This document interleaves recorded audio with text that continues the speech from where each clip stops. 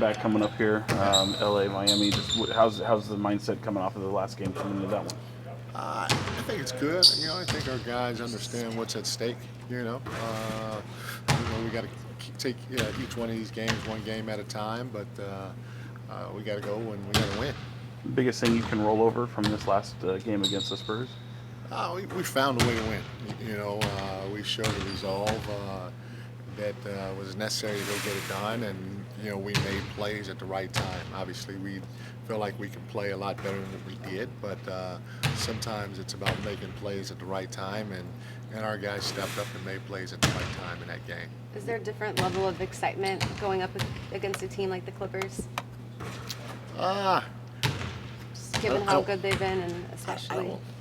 I don't know. You'd have to ask the guy. Like I don't feel like anything's changed. I don't feel anything that has changed in terms of the level of excitement. They know that this is our next game, and Clippers are a good team, and we got to be ready to play, especially going on the road and facing them in their building. What stood out to you that's allowed them to click so well as of late? The Clippers? Yeah. They got 4 future Hall of Famers and they're starting 5. That helps. When I was in Golden State, we had that. We clicked a lot. So it's a big advantage when you have that and guys can still play and they're not guys that are way past their prime. And Ty Lue does just a heck of a job with that group. But just a matter of time before you're gonna figure it out. And they have. What type of challenges does their size and positional versatility present? A lot, because they're able to switch. They're long, they're athletic, and they're able to switch 1 through 4 all the time. They can even go small and switch 1 through 5 when they want to. Zubac is just a big dude down there, and he's hard to move, and he's hard to get around. So they're a veteran team that's won at a high level that poses a lot of problems just because of their switchability and their size, their length, their athleticism, and intelligence on top of that. Mike, that first game back from the break, is that really about just surviving and getting guys back on the floor and trying to come up with a win, but maybe it's not so much about the X's and O's?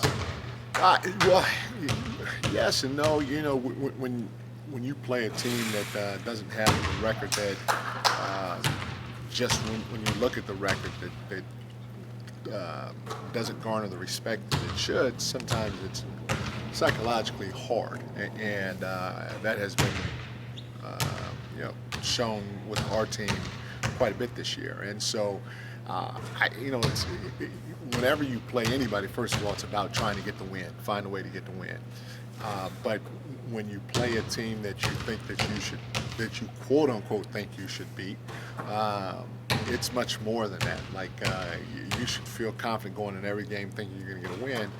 But if you think that you're just going to turn the switch on against a team like Charlotte, Detroit, the Spurs, the teams that aren't necessarily in the playoffs right now, you're going to probably have a rude awakening because those teams are talented and they're trying to play hard, they're trying to play the right way. This league has gotten deeper and better, and you can lose at any time. And so for us, that first game, more than anything else, was just trying to find a way to get a win, especially in an area that we had done well in, against a team that's not a playoff team. So. And the three-point defense has been a big area of focus for you guys. Yeah. Any takeaways from that last game against San Antonio? Did you see some improvement?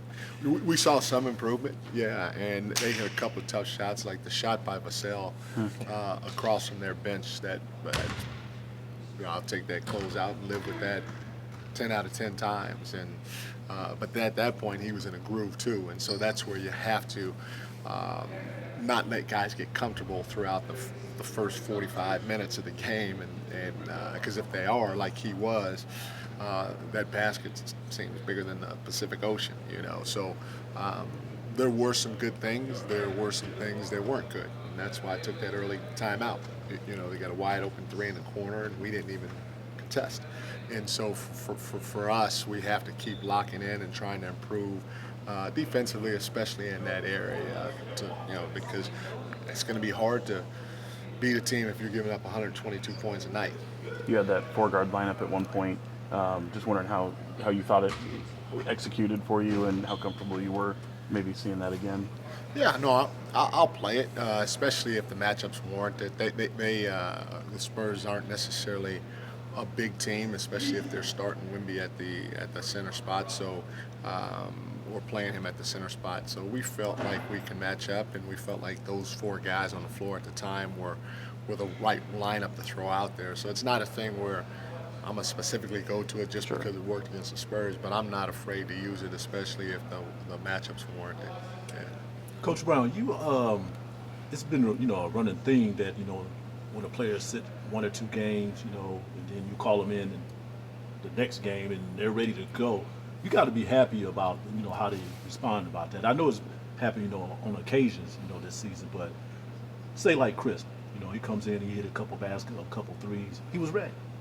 Yeah, it's not just always about making the threes. He shot the ball obviously well. He hit a couple threes, but I thought defensively he was really good for us. He kept a couple of balls alive on the offensive glass, and that's one of the things that we've emphasized too offensively is we got to attack that crash zone when we're there and attack it to try to get the ball. And he kept a couple of plays alive because of it. So. That's why you got 15 guys. On any given night, your number can be called, and you have to stay ready. And the more guys can do that, I definitely feel good about it. But they should individually and collectively too, because they know that they can count on any of their teammates when they're out on the floor, even if they hadn't played in 2, 3, 5, 7 games, because they're going to try to play the right way. It also shows their professionalism too. That's their job. To be ready at all times. 100%. 100%. It is their job. They get paid the same whether they play 5 games or they play 50 games. It's the check is the same. So you hope that you have a group is that, and our group definitely is a professional group. Given all the time you spent with Steve Kerr, what was your reaction to seeing him getting that extension? No, it's well deserved. He definitely with all the championships and winning that he's helped bring to San Francisco.